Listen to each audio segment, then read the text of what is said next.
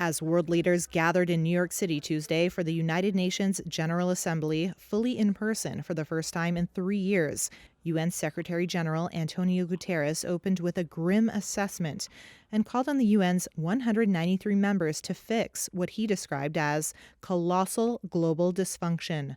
Our world is in peril and paralyzed.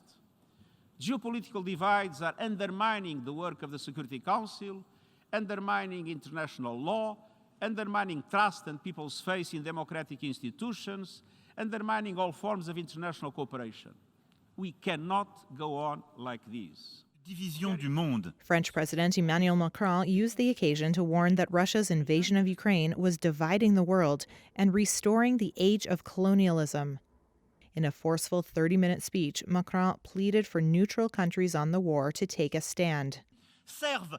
Those who are keeping silent today actually are, in a way, complicit with the cause of a new imperialism, a new order that is trampling over the current order. Macron dismissed the narrative that the West was trying to defend outdated values to serve its interests, and that the rest of the world had suffered because of it. It is up to the members of the Security Council to say this loud and clear, and to the members of this assembly to support us on our path to peace.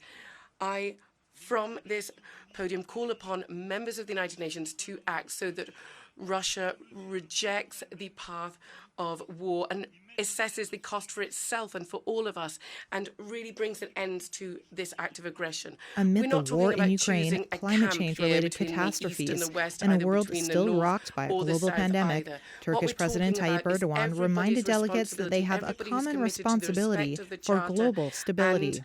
All these disasters affecting millions of people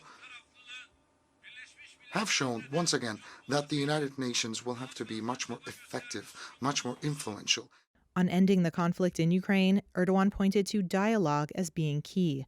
We think that the war will never have a triumph, and a fair peace process will not have a loser. Turkey, which shares a maritime border with Ukraine and Russia and has good ties with both, launched mediation efforts months ago. President Joe Biden will address the General Assembly on Wednesday. According to officials, he'll use his speech to argue that Russia should be ousted as a member of the UN Security Council and urge all nations to see that Russia's war against Ukraine is a violation of the UN's 1945 charter.